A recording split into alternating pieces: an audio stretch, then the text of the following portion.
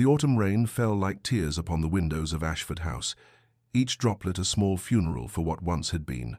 Inside the drawing room, where creditors had stripped the walls bare of ancestral portraits, Lady Eleanor Ashford stood with her hands folded before her, a portrait herself of dignified devastation.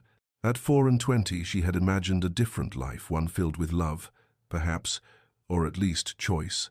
Instead, she faced the Earl of Blackwood across her father's empty desk, the mahogany surface scarred with the rings of countless whiskey glasses her father had emptied in his final, desperate months.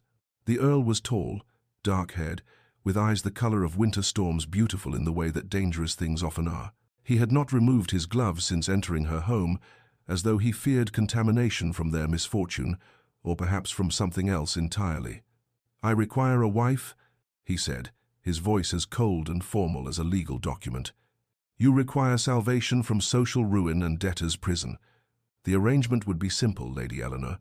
You would bear my name, manage my household, and enjoy financial security. In return, I ask only for your discretion and your presence at necessary social functions." Eleanor's throat tightened, but she maintained her composure.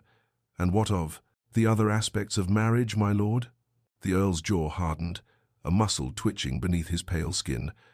"I will never touch you," he declared, each word falling like a stone into still water. "You will have your own quarters, your own life. I require an heir eventually, but that can be arranged through other means, or perhaps not at all. My line dies with me, I care not." The cruelty of it took her breath, yet Eleanor understood that cruelty born of pain often masqueraded as indifference. She had heard the whispers about his first wife, dead these 3 years past, and the Earl who had locked himself away in his grief. "I accept," she whispered, sealing her fate with 2 small words. The rain continued its morning song against the windows, and neither noticed that both their hands trembled, his hidden in his gloves, hers concealed in the folds of her worn black mourning dress.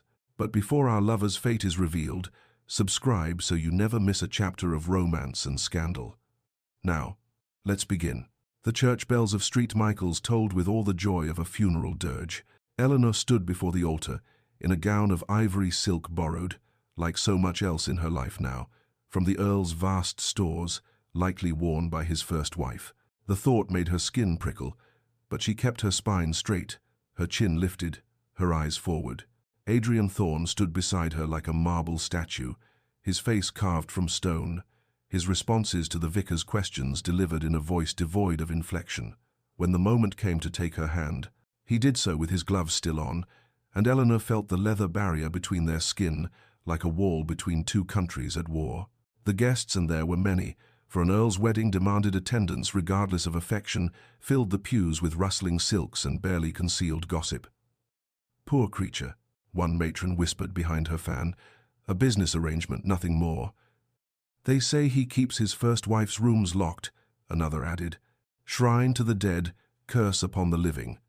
Eleanor heard it all, felt the weight of their pity and their fascination, but she did not falter. What Adrian Thorne could not know, standing rigid beside her, was that his coldness did not wound her as deeply as he perhaps intended. She had learned in her father's final days that people built walls around their pain, and the higher the wall, the greater the hurt it protected. As the vicar pronounced them man and wife, Adrian did not kiss her, merely inclined his head with the barest fraction of acknowledgement. Yet in that moment, Eleanor glimpsed something in his storm-grey eyes that was not indifference at all, but terror. He was not a man who felt nothing. He was a man who felt too much, and feared the feeling would destroy him. The realization settled in her chest like a stone in deep water. They travelled to Blackwood Manor in separate carriages. When they arrived, the housekeeper, Mrs. Phillips, led Eleanor through endless corridors to the east wing, isolated, distant, a kingdom unto itself. "His lordship's quarters are in the west wing, my lady," Mrs. Phillips explained, her tone carefully neutral. "He thought you might prefer the morning light." Eleanor stood at her window, watching the sun set over unfamiliar gardens, and understood perfectly. She had married a ghost of a man, and he had given her a beautiful prison in which to haunt. Weeks passed like ships in fog, visible only in outline, drifting without collision. Eleanor learned the rhythms of Blackwood Manor, the way one learns a foreign language, through careful observation and patient repetition. The house itself was magnificent in its sorrow, all dark wood and velvet curtains, portraits of stern ancestors watching from gilded frames, and rooms that echoed with the memory of laughter long since silenced. She breakfasted alone in the morning room, where light streamed through tall windows, dined alone in her quarters at night, and in between, she wandered. The library held thousands of volumes, their leather spines cracked with age and use. The music room contained a pianoforte covered in dust. The conservatory's glass walls revealed gardens gone wild with neglect, beauty tangled with decay. And everywhere, the absence of the Earl, or rather, his presence as absence, the shape of him moving through the house like a shadow she could never quite catch. She saw him, of course.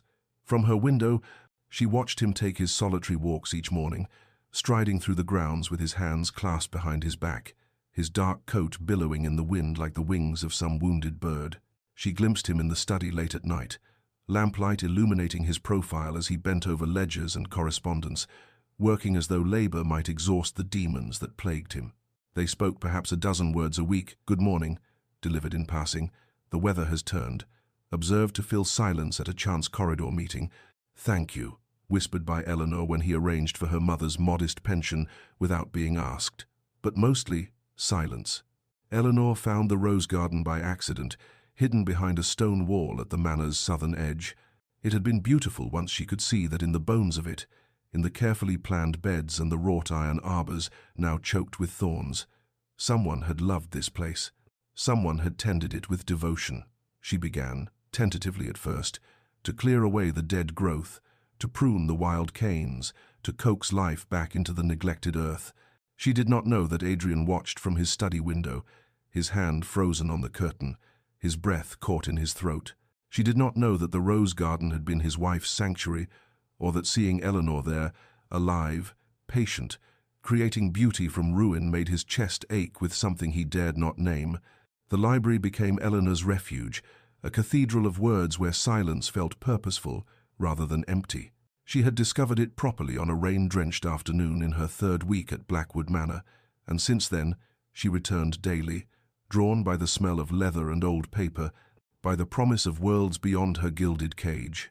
She had been careful to avoid what she assumed were Adrian's favorites, the philosophy and agricultural treatises on the lower shelves, the political volumes near his preferred reading chair. Instead, she gravitated toward the poetry, slim volumes tucked into corners like forgotten prayers. She was reading Wordsworth, curled into the window seat with autumn light falling across the pages, when she heard his footsteps. Her heart lurched, but she did not move, did not acknowledge his presence. Perhaps he would simply take what he needed and leave, as he always did. That was her favorite. His voice cut through the silence like a blade through silk. Eleanor's fingers tightened on the book. She looked up to find Adrian standing in the doorway, still as a portrait, his face unreadable. I did not know, my lord. I can return it to no. He moved into the room with the careful control of a man walking on ice. You may read what you wish. The library is yours as much as mine. The politeness was excruciating, formal as a minuet. Eleanor closed the book, her thumb marking the page. She had excellent taste, she offered quietly, unsure whether to apologize or pretend ignorance. Something flickered across Adrian's face, pain, raw and unguarded, gone as quickly as it appeared. She had taste in many things, he said, his voice rough now, stripped of its usual cold precision. Poetry, roses, broken men she thought she could heal. He turned away sharply, his hand gripping the back of a chair. I loved her, he said to the empty fireplace, the words torn from somewhere deep. And my love killed her. Childbirth. The physicians said her constitution was too delicate, that she should never have. He stopped himself, his shoulders rigid. Forgive me. This is inappropriate. Eleanor stood slowly, the book clutched to her chest. My lord, Adrian, he interrupted, still not looking at her. If we must live as strangers, at least let us dispense with unnecessary formality in private. Then he left, his footsteps echoing through the corridors, leaving Eleanor standing in the fading light, with her heart breaking for a man who had loved too well and feared he might love again. Eleanor began with roses from the garden. She had reclaimed small bouquets placed in the morning room, where weak sunlight pooled on mahogany tables, in the entrance hall, where their fragrance might greet him upon returning from his solitary walks. She said nothing about them, made no claim to the gesture, but each morning she replaced the wilting stems with fresh blooms, pink and white and deep crimson, petals soft as secrets. She watched, too, in the quiet way women have always watched the men they live among. She noticed that Adrian took his tea without sugar but with a precise measure of milk, that he preferred the darker Assam blend in the mornings and the lighter Ceylon in the afternoons. She mentioned it to Mrs. Phillips, casually, as though the observation meant nothing at all, and thereafter his preferred teas appeared in the study and drawing room without fanfare, without explanation. Adrian noticed. How could he not? The flowers appeared like gentle ghosts of better days, their scent triggering memories he had locked away. The tea arrived perfectly prepared, and he found himself wondering whether Eleanor had instructed the staff or whether she had somehow intuited his preferences through pure attention. He said nothing, of course. To acknowledge the gestures would be to acknowledge her, and acknowledgement led to attachment, and attachment led to loss. Yet he found himself seeking out the rooms where her flowers bloomed, breathing in their fragrance like a man starved for air. One evening in late October, music drifted through the manor's corridors, tentative at first, then growing stronger, more confident. Eleanor had discovered the pianoforte, had pushed back the dust cover, and was playing Beethoven's Moonlight Sonata, her fingers finding the melancholy notes as though they had been waiting all this time to be released. Adrian froze in the hallway outside the music room, his hand pressed against the wall for support. Catherine had played. Catherine had filled these rooms with music, had made the manor feel alive. He had locked the instrument away after her death, unable to bear the silence of the keys, and now this woman, his wife, who was not his wife, had unlocked it again. He should walk away. He should maintain the distance he had so carefully constructed. Instead, he stood in the shadows and listened, his eyes closed, his chest tight with an emotion he could not name. The music was different from Catherine's, playing less technically perfect perhaps, but achingly sincere, full of a longing that matched his own. When Eleanor finished, the silence that followed felt different than before, not empty, but full, pregnant with possibility. Adrian retreated to his study before she could discover him, but something had shifted. Some wall had developed the first hairline fracture. Eleanor had ventured beyond the manor's manicured grounds on a grey November morning, walking the lanes that connected the tenant farms to the estate proper. What she found troubled her deeply: cottages with roofs that leaked, children thin-faced and coughing, fields lying fallow because the families lacked seed for planting. She had managed her father's declining estate in his final years, had learned the delicate mathematics of land and labor, and she recognized neglect when she saw it. That evening, she did not wait for Adrian to retreat to his study. She intercepted him in the hallway outside the dining room, her spine straight, her resolve fortified by the memory of a young mother's hollow eyes. "My lord, I must speak with you about the tenant families." Adrian's expression shuttered immediately. "Mrs. Phillips handles household matters. The steward manages—" "The steward has neglected his duties," Eleanor interrupted, her voice steady despite her racing heart. "The Dawson cottage has a roof that will not survive winter. The Mitchells have 3 children suffering from lung fever because of the damp. The western fields lie unplanted because your tenants cannot afford seed." His jaw tightened. "Lady Eleanor, you overstep. Estate management is not a woman's concern?" Her eyes flashed. "I managed Ashford's estates for 2 years before my father's death. I know land yields and crop rotations, tenant rights and fair rents. Your people are suffering, and whether you wish to acknowledge my existence or not, I am the Countess of Blackwood, and their welfare is my responsibility as much as yours." Adrian stared at her as though seeing her for the first time. This woman who had moved through his house like a whisper, now standing before him with the force of a storm. "You managed Ashford?" "Everything except the debts my father hid from me," she replied quietly. "I learned estate accounts at 15, my lord. I learned compassion far earlier." The silence stretched between them, taut as a violin string. Finally, Adrian spoke, his voice grudging. "What do you propose?" Eleanor pulled a folded paper from her pocket. She had come prepared. "Roof repairs before the heavy snows. Medical attention for the sick children. Seed loans to be repaid after harvest. The cost would be minimal compared to losing productive families to disease or departure. He took the paper, his gloved fingers brushing hers briefly. He read it carefully, and something in his expression shifted respect, perhaps, or surprise, or the first crack in the armor he wore like a second skin. "Very well," he said finally. "Instruct the steward, and Lady Eleanor." He paused, his grey eyes meeting hers. "You did not overstep." The estate work became a bridge between their separate lives, narrow but traversable. Adrian began appearing at Eleanor's morning room with questions about tenant concerns, ledgers tucked under his arm, his manner still formal but no longer quite so cold. She would pour tea, the Assam he preferred, and they would discuss grain prices and drainage problems, their conversations practical, purposeful, safe. Yet gradually, inevitably, the boundaries softened. Adrian began seeking her opinion not just on tenant matters, but on broader estate decisions, whether to invest in new breeding stock, how to handle a dispute between neighboring families. Eleanor discovered that beneath his glacial exterior lived a mind both sharp and fair, a man who carried the weight of responsibility like a crown of thorns. Dinners, which had been solitary affairs, became shared occasions, not every night, and never acknowledged as deliberate, but increasingly frequent. They sat at opposite ends of the long table at first, the distance between them vast enough to echo, but conversation, tentative, careful, began to fill the space. One evening, when Eleanor asked about the portraits in the gallery, Adrian spoke of his childhood, of a father whose expectations were impossible, and a mother who died too young. "I was groomed for duty," he said, his voice quiet, his fingers tracing the stem of his wineglass.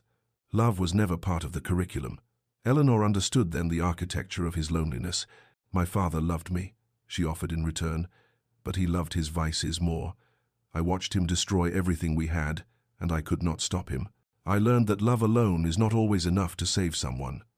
Adrian's eyes met hers across the candlelight, and something passed between them.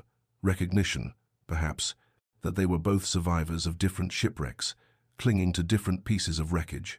The respect that grew between them was quiet but undeniable, built on competence and shared purpose, on late-night discussions about crop rotation that somehow became conversations about poetry, about loss, about the peculiar burden of inheriting broken things and trying to make them whole. Yet always, the distance remained. Adrian never removed his gloves in her presence. They never touched except in passing, and even then, accidentally. But Eleanor found herself watching for him, listening for his footsteps, and knew with a certainty that terrified her. She was beginning to love the man her husband was becoming, even as he held himself carefully beyond her reach. The assembly at Thornfield Hall glittered with false warmth, all candlelight and forced gaiety. The county's finest families gathered to assess the Earl of Blackwood's mysterious marriage. Eleanor wore silk the color of midnight, a gown Adrian had insisted upon purchasing despite her protests, and she moved through the crowded rooms with the grace of a woman who had learned to wear dignity like armor. Adrian watched her from across the ballroom, champagne untouched in his hand, and felt something dangerous unfurl in his chest when Lord Hartley bent too close to Eleanor's ear, when young Pemberton's eyes lingered too long on the curve of her neck. She was beautiful. When had he allowed himself to notice? When had the observation become this sharp-edged possessiveness? "Such an unusual arrangement," Lady Ashworth's voice cut through his thoughts, the matron's fan fluttering like a predatory bird. "A marriage of convenience, they say. One wonders if the Earl will ever produce an heir, or if he's content to let his line die with his peculiarities." Eleanor, standing nearby with a group of women, heard every word intended, of course, as cruelty always was. Adrian saw her fingers tighten briefly on her glass, saw the moment of pain flash across her face before she schooled it into serenity. "I find," Eleanor said clearly, her voice carrying, "that the quality of a marriage is measured not by public displays, but by private respect. Those who must advertise their happiness often have little of substance to show." Adrian moved before conscious thought, crossing the space between them, his hand still gloved coming to rest at the small of Eleanor's back, a touch so light it barely existed, yet claiming her nonetheless. "My wife speaks wisely," he said, his voice cold as winter frost, his eyes fixed on Lady Ashworth. "Perhaps if more marriages were founded on respect rather than performance, there would be fewer miserable souls seeking entertainment in others' private affairs." The silence that followed was profound. Adrian escorted Eleanor to the carriage shortly after, both of them trembling with unspent emotion. In the darkness of the carriage, as they rounded a corner, his hand slipped against hers, no gloves now. He'd removed them in his agitation, skin against skin, for the first time since their wedding. Both pulled away as though burned, but Eleanor felt the ghost of his warmth long after, and Adrian stared at his hand in the darkness, wondering how such brief contact could feel like salvation and damnation at once. Autumn deepened into winter's approach, and Blackwood Manor transformed in ways both visible and invisible. The gardens Eleanor had reclaimed bloomed one final time before frost, the roses she had nurtured offering their last crimson offerings to the dying season. But more than the grounds had changed, the house itself felt different, as though the walls had learned to breathe again, as though light found corners that had been dark for years. Adrian sought her company now, no longer hiding behind the pretense of estate business. He would appear in the library where she read, settling into the chair opposite hers with his own book, content to share the silence that had become companionship rather than exile. He accompanied her on walks through the gardens, his hands clasped behind his back, his voice losing its careful formality as they discussed everything and nothing, philosophy and poetry, memories of childhood, dreams they had abandoned. One afternoon, as they walked beneath bare branches laced with early frost, Eleanor laughed at something he said. A dry observation about the vicar's endless sermons, and the sound stopped Adrian mid-stride. He stared at her, at the way joy transformed her face, and felt his carefully constructed defenses crumble like ancient walls against a rising tide. His hand moved without permission, reaching for hers, wanting desperately to twine their fingers together, to close the distance he had so rigorously maintained. But fear, old, familiar, suffocating, stopped him inches away. His hand fell back to his side, and he looked away, his jaw tight with the effort of denial. Eleanor saw it all. She saw his hand rise, saw the longing in his eyes, saw the moment fear conquered desire. The pain of it settled in her chest like ice forming over still water. She understood then, with terrible clarity, that she had fallen in love with her husband, had given her heart to a man who would never allow himself to claim it. She loved his sharp mind and his hidden kindness, his wounded soul and his stubborn honor. She loved the way he listened when she spoke, the way his eyes softened when he thought she wasn't watching, the way he had slowly, carefully let her past his walls, but only so far, never far enough. That night, alone in her quarters, Eleanor wept for the first time since coming to Blackwood Manor, mourning a marriage that was everything except what she needed it to be. December arrived with ominous skies, clouds massing on the horizon like armies preparing for siege. The air held that peculiar heaviness that precedes great storms, a pressure that made breathing difficult, that turned the manor's atmosphere from merely melancholy to something approaching dread. Lady Catherine Thorne, Adrian's younger sister, arrived unannounced in a flurry of expensive furs and barely concealed concern, her sharp eyes assessing Eleanor with the precision of a jeweler examining a questionable stone. She cornered Eleanor in the morning room, her manner civil but cold. "I feel I must speak plainly," Catherine said, her teacup balanced perfectly on her knee. "My brother has suffered greatly, and I will not see him wounded again. Whatever expectations you harbor about this marriage, I advise you to abandon them. Adrian will never love again. He made that choice when he buried his wife, and it is a choice you must respect." Eleanor's hands trembled, but she kept her voice steady. "I have no expectations beyond those we agreed upon, Lady Catherine. It was a lie, and they both knew it." That evening, Eleanor passed by Adrian's study and heard voices, his and his sister's, raised in argument. She knew she should not listen, knew eavesdropping was beneath her dignity, but her feet would not move. "She looks at you with stars in her eyes, Adrian," Catherine was saying. "It's cruel to let her hope. There is no hope to give." Adrian's voice was rough, anguished. "The arrangement remains as it was." "I cannot, will not," he stopped, and Eleanor heard something break in the silence, perhaps a glass. "I will not love her, Catherine. I cannot survive losing someone again. The arrangement stands. It must stand." Eleanor fled to her chambers, her hand pressed against her mouth to stifle the sob that threatened to escape. She had known, of course she had known, but hearing the words spoken aloud, his absolute rejection, his determination never to love her, carved something vital from her chest. Meanwhile, Adrian sat alone in his study, his head in his hands, lying to himself as surely as he had lied to his sister. Because the terrible truth was that he already loved Eleanor, had loved her perhaps since she first filled his house with roses, and the knowledge was destroying him. Outside, the wind began to howl, and the servants whispered of the great storm coming, the worst in living memory. The storm broke near midnight with the fury of divine judgment, wind screaming around the manor's stone walls, rain lashing the windows like accusations. Eleanor stood in the entrance hall, watching Adrian prepare to venture into the maelstrom, his heavy coat already dark with moisture, his face set with grim determination. The Dawson cottage roof was weak, he said, checking his lamp, though the wind would surely extinguish it within moments. And the Mitchells' children, if the stream floods, they'll be trapped. I must ensure everyone is safe. Eleanor's fingers twisted in her shawl. Then let me come with you. 2 sets of eyes, 2 pairs of hands. No. His voice was sharp, final. I will not risk you. But you'll risk yourself. Her voice rose despite her efforts at control. Adrian, please, this is madness. Send the grooms. Send... He turned to her then, and the look in his eyes stole her breath, fear and longing, and something that looked achingly like love, all barely restrained beneath his iron control. I must go, Eleanor. It is my duty, my responsibility. I cannot ask others to brave what I will not face myself. His gloved hand rose, hovering near her cheek, then fell. I promise I will return. The door opened to chaos, and he was gone, swallowed by the howling darkness. Eleanor stood frozen for a moment, then rushed to the window, watching his lamp bobbing through the storm like a willow wisp, growing smaller, dimmer, until it vanished entirely. She waited in the entrance hall, pacing, her heart keeping time with the thunder. Mrs. Phillips brought tea that grew cold, untouched. The clock struck 1, then 2.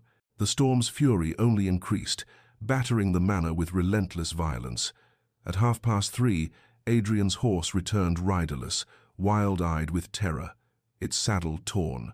Eleanor's world tilted. The grooms rushed to calm the animal, their faces grave, and Eleanor knew with absolute certainty. Adrian was out there somewhere, alone, possibly hurt, possibly she would not complete the thought. Instead, she ran for her cloak, for boots, for a lamp, while the servants protested and the storm raged and her heart screamed a single, desperate prayer.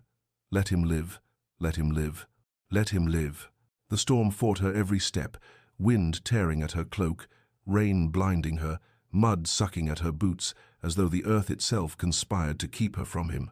Eleanor pushed forward along the path toward the tenant cottages, her lamp a feeble shield against the overwhelming darkness, calling Adrian's name until her throat was raw. The stream had become a river, swollen with rain and rage, its banks overflowing, and it was there near the old stone bridge where the water churned white with fury that she found him. A massive oak had fallen, its ancient roots torn from the softened earth, and beneath its crushing weight lay Adrian, motionless, his face pale as death in her lamp's trembling light. No, Eleanor breathed, then screamed it. No! She fell to her knees beside him, her hands finding his throat, searching desperately for a pulse. They're faint, too faint, but present. He was alive. His leg was pinned beneath a thick branch, his coat torn, blood seeping dark against darker fabric. His skin was ice-cold, his lips tinged blue hypothermia, taking him even as she found him. The tree was impossibly heavy, but Eleanor was beyond reason now, beyond the limits of what she thought herself capable of. She braced her feet in the mud, wrapped her arms around the branch, and pulled with strength born of pure desperation and love. Yes, love. She acknowledged it fully now, let it fuel her muscles as she screamed against the storm and heaved with everything she possessed. The branch shifted, inch by impossible inch. Her hands tore, splinters driving deep into her palms, but she felt nothing except the imperative that he must live, he must survive. She would not lose him to the darkness and the cold. With a final, agonized effort, the branch lifted enough for her to drag Adrian free, his body dead weight in her arms. She collapsed beside him, gasping, weeping, her hands moving over him to assess the damage his leg bent at a wrong angle, a gash across his temple, his breathing shallow and labored. The manor was too far, the storm too violent. She had to find shelter, had to get him warm, or they would both die here by this furious stream. She saw it then, the old groundskeeper's cottage, barely visible through the rain, abandoned but standing. Shelter, survival, hope. Eleanor half-carried, half-dragged Adrian through the last desperate yards to the cottage, her strength fueled by terror and determination, her body screaming protests she refused to acknowledge. The door yielded to her shoulder, and they tumbled inside, out of the storm's teeth, into darkness that felt almost peaceful by comparison. She had no time for relief. Adrian's breathing was dangerously shallow, his skin like marble beneath her trembling fingers. Eleanor's hands moved with purpose, born of necessity. She had nursed her father through his final illness, had learned the practical ministrations that propriety usually denied gentlewomen. She stripped away Adrian's sodden coat and waistcoat, her ruined hands fumbling with buttons and fabric, past caring about impropriety when death waited in the wings. The cottage held remnants of its former life, a few sticks of furniture, moth-eaten blankets in a trunk, most blessedly a small store of wood beside a serviceable hearth. Eleanor coaxed fire from flint with bleeding fingers, each spark a small prayer, until flames caught and grew, pushing back the cold and darkness. She wrapped Adrian in every blanket she could find, chafed his hands and feet, cleaned the wound on his temple with strips torn from her petticoat. His leg she could not set properly, but she bound it as best she could, whispering apologies when he groaned in unconscious pain. Through the long night, as the storm battered the cottage and the fire burned low and was rebuilt, Adrian drifted in the grey country between consciousness and oblivion. He spoke in fragments, his voice broken and desperate. "Catherine," he called first, and Eleanor's heart clenched. "Catherine, forgive me. I should have protected you, should have kept you safe." Then later, as fever took him, "Eleanor, Eleanor, don't leave, please. I cannot lose." His hand clutched at air, searching, and Eleanor caught it, held it between both of hers despite the agony in her torn palms. "I'm here," she whispered fiercely.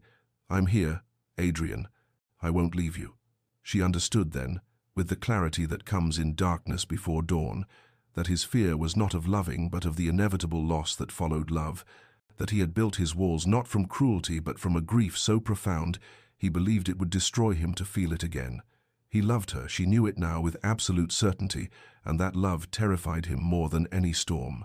Dawn broke grey and exhausted, the storm having spent its fury somewhere in the darkest hours, leaving behind a world washed clean and strangely silent. Adrian opened his eyes to pain his leg, a symphony of agony, his head throbbing, but these sensations were distant compared to the sight that met him. Eleanor sat slumped against the wall beside the dying fire, her face smudged with ash and mud, her hair fallen from its pins in wild tangles, her hands wrapped in crude bandages dark with blood. She had fallen asleep sitting up, as though unwilling to leave her post even for the comfort of lying down, and in the pale morning light she looked both devastatingly beautiful and utterly ruined. Memory crashed over him in waves, the falling tree, the crushing weight, darkness taking him. And then Eleanor's voice cutting through oblivion, her hands dragging him free, her warmth keeping death at bay through the endless night. She had risked everything, for him, the man who had married her and refused to touch her, who had given her a beautiful prison and called it protection, who had been too much a coward to admit what his heart had known for months. "Eleanor," he whispered, his voice cracked and raw. She startled awake, immediately moving toward him despite her obvious exhaustion. "Adrian, thank God. How do you feel? Your leg is broken, I think, and you had fever through the night." "You saved my life." The words felt inadequate, too small for what she had done. His eyes found her bandaged hands. "You hurt yourself. You could have died." "So could you," she replied simply, tears suddenly streaming down her face. "And I could not bear it. I could not." He reached for her then. Propriety be damned, fear be damned, all his carefully constructed walls crumbling to dust. His hand cupped her face, feeling the warmth of her skin, the reality of her alive and present and his. "I have been a fool," he said, his own tears falling freely now.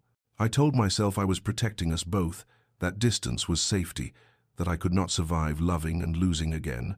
But I failed, Eleanor. I fell in love with you despite every vow I made, and the fear of losing you has been slowly destroying me." His voice broke. "I love you. God help me. I love you so desperately that the thought of a world without you is unbearable. And I have wasted so much time." They returned to Blackwood Manor as dawn fully broke. Adrian carried on a makeshift litter by grooms who had searched through the night. Eleanor walking beside him with her ruined hands and her heart full of fragile hope. The physician came, set Adrian's leg properly, dosed him with laudanum for the pain, and prescribed rest. Eleanor hovered in the doorway of his chambers until Mrs.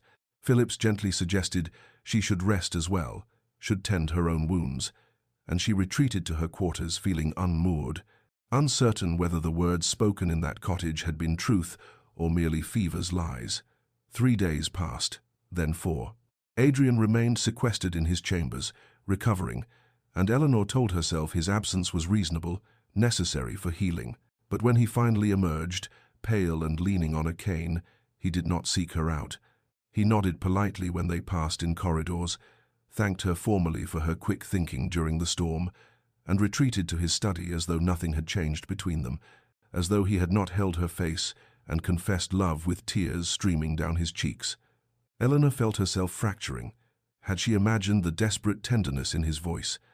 Had the confession been nothing more than delirium, words that meant everything to her but nothing to him? She watched him withdraw behind his walls again, watched him rebuild the distance between them brick by careful brick, and the pain of it was worse than his initial coldness had ever been, because now she knew what they could have, and he was choosing to deny it. The household staff whispered, their concerned glances following Eleanor through rooms that felt emptier than they ever had before. Mrs. Phillips brought her tea she could not drink. The gardener mentioned that the roses would need winter protection, and Eleanor could not find it in herself to care. By the 7th day, as December snow began to fall and Adrian still avoided her eyes, Eleanor understood with perfect clarity. She could not live this half-life, suspended between hope and despair, loving a man who would not or could not love her in return. Something had to break, or she would. Eleanor found him in the library at twilight, the room shadowed and cold, despite the fire burning in the grate. He stood at the window with his back to her, one hand braced against the frame, the other gripping his cane, and she thought how perfectly the image captured him, a man forever looking out at a world he refused to fully inhabit. "Adrian," she said, and her voice did not waver, though her hands trembled. "We must speak." He did not turn. "Eleanor, if this is about your hands, the physician assured me they will heal without. It is not about my hands." She moved into the room, positioning herself where he could not ignore her without obvious rudeness. "It is about us, about what you said in that cottage and what you have done since." Now he looked at her, his face a mask of careful neutrality that made her want to scream. "I was delirious, fevered. Whatever I said, do not," she interrupted, her voice sharp as broken glass. "Do not insult me by pretending you do not remember. You told me you loved me, Adrian. You held my face and wept, and confessed that the fear of losing me was destroying you. And now you hide from me as though I am the danger, as though I am something to be survived rather than—" Her voice broke, but she forced herself onward. "I love you. I have loved you for months, and I can no longer live in this limbo, this half-existence where we are married but separate, where we orbit each other like planets that can never touch. I am asking you, begging you for truth. Do you love me, or was it fever speaking? Because if you cannot love me, I must leave. I want either a real marriage or an annulment, but I will not live another day as your beautiful ghost." Adrian's face contorted with anguish, all his careful control shattering. "You do not understand what you ask. Then make me understand. She died." The words tore from him like something vital being ripped away. "Catherine died because I loved her, because I wanted her, because I put my needs above her safety. The physicians warned us her constitution was delicate. Childbirth would be dangerous, but I was selfish. I wanted an heir, I wanted. And she died screaming. Eleanor. She died in agony, begging me to save her, and I could do nothing. Nothing." He was weeping now, openly, his body shaking.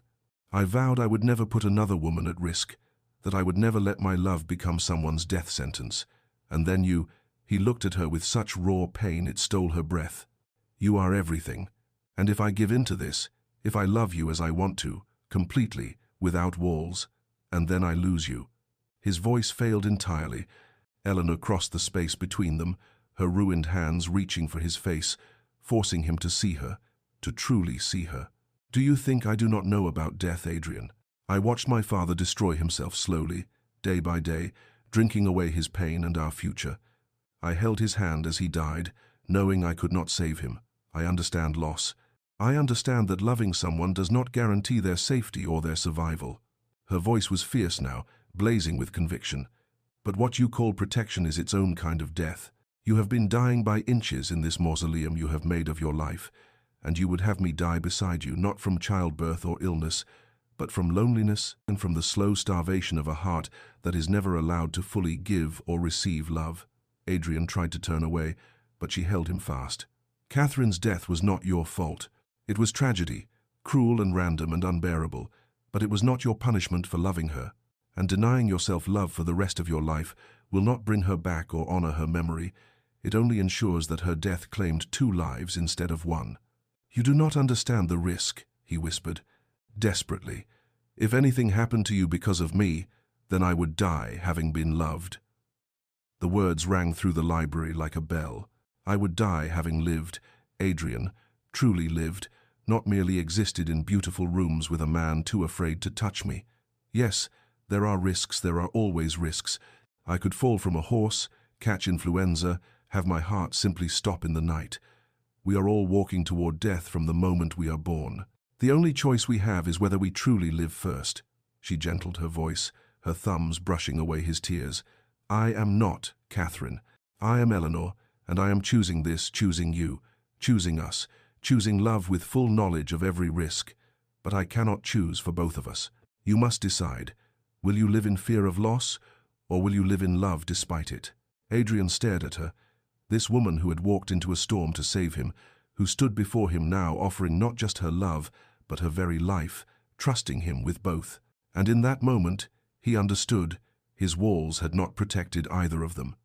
They had only ensured a different kind of suffering, a slower death of isolation and denial. He had to choose, fear or love, death or life, prison or freedom. Adrian's hands came up to cover hers where they still held his face, and he turned to press his lips against her scarred palm, kissing the evidence of her sacrifice, her courage, her love. Forgive me, he whispered against her skin. Forgive me for the coldness, for the months I wasted, for every moment I made you feel unwanted when you were the only thing I wanted. Forgive me for being too much a coward to see that you were offering me salvation, not damnation. Eleanor's answer was to pull him down to her, to close the final distance between them, and their first kiss was salt tears and desperate tenderness, months of longing released in a single breathless moment.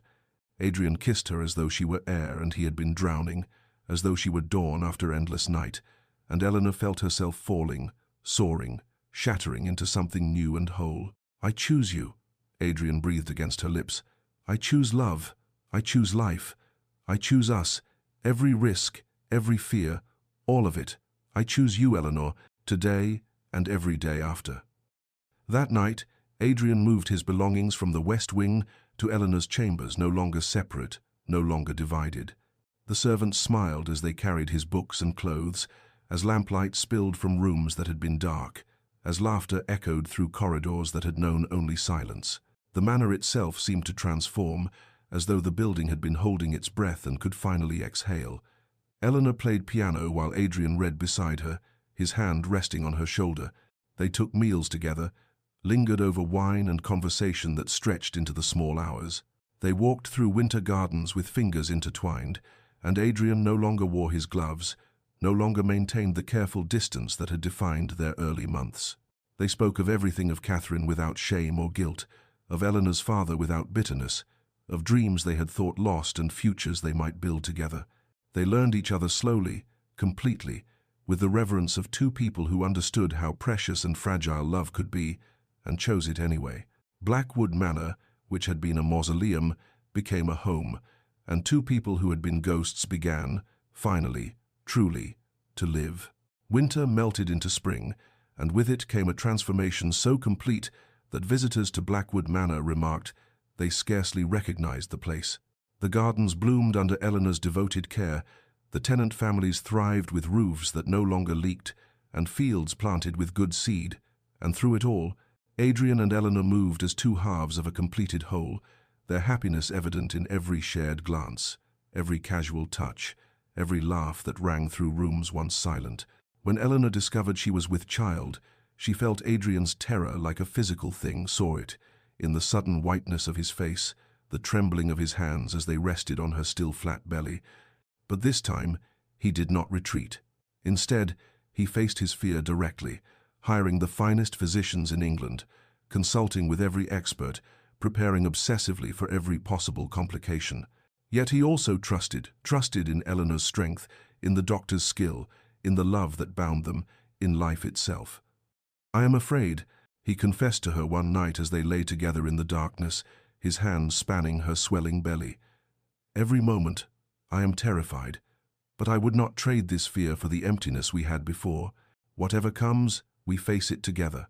Eleanor's labor came with the first roses of summer, long and difficult but not dangerous, and when their daughter finally arrived, red-faced and furious and perfectly, gloriously alive, Adrian wept as he had wept in that storm-battered cottage, but these were different tears entirely.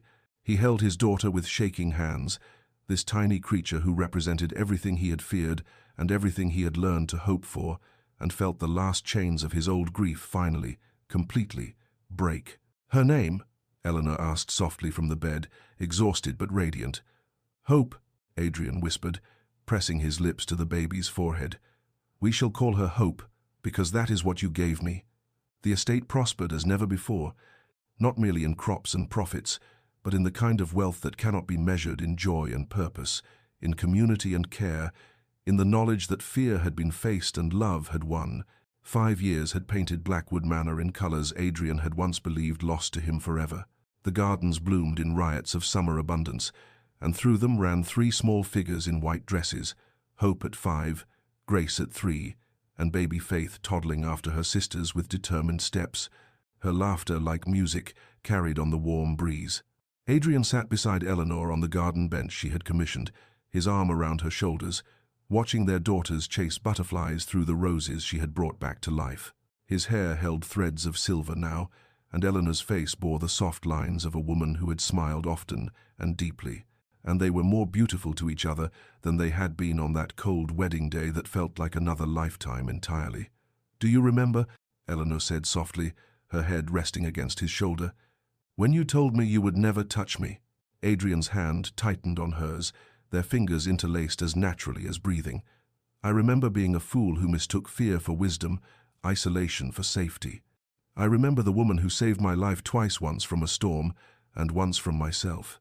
They watched Hope lift Faith into her arms to see a butterfly more closely. They watched Grace spin in circles until she collapsed dizzy and giggling into the grass, and Adrian felt gratitude so profound it bordered on prayer.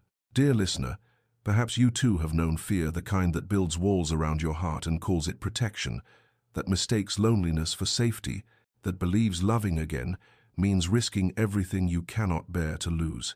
But here is the truth that Adrian and Eleanor learned in that storm-battered cottage and every day after. We are all walking toward loss from the moment we first love, and the only choice we have is whether we truly live first. Love requires the courage to be vulnerable, to tear down walls brick by brick, to risk the pain of loss for the privilege of connection. It is not the absence of fear, but the decision to love despite it that transforms us, that redeems us, that makes us finally, fully, alive. May you find the courage to open your heart when it has learned to close. May you discover that the walls you built for protection have become your prison. May you know love that is worth every risk, every fear, every moment of uncertainty, and may you rest tonight in the knowledge that it is never too late to choose love over fear, life over mere existence, hope over despair. This has been a story from Sweetly Told Tales. If these words have touched you, let them remind you that your own story is still being written, and the next chapter begins with a single brave choice. Sleep well, dream deeply, and remember, love always, always finds a way.